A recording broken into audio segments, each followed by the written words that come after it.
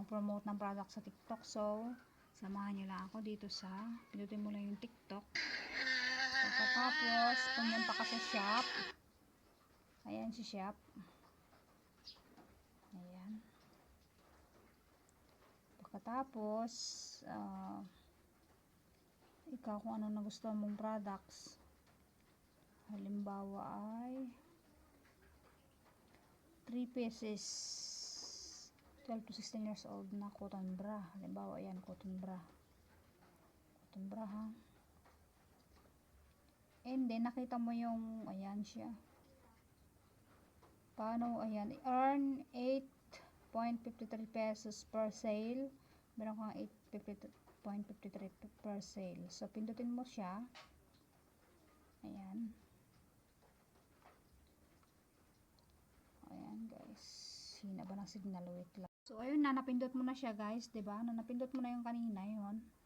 Tapos, ito, add showcase. I-add mo muna siya. Ayan.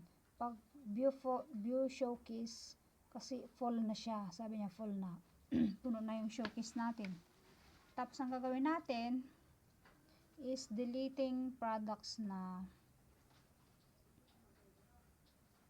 gaya nito, sample, delete natin.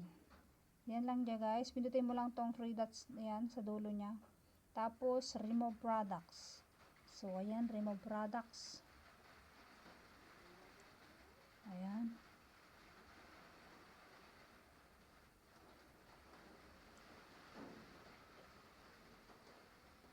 Hina, no? Wait. Ayan, na-remove na natin. So, i-add na natin. Ayan. Basta may 700 plus yata ka na friends sa yung TikTok at pwede ka na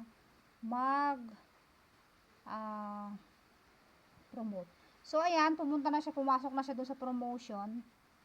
So, ayan, nakikita mo. Tapos, makikita mo na yun sa showcase mo. Ayan, pinutin mo lang yung profile sa baba. Pagkatapos, ito yung showcase. Ayan. Madali lang naman dahil mahina yung signal natin. Madali nyo lang ito masundan. So, ayan. Wait lang natin. Ayan.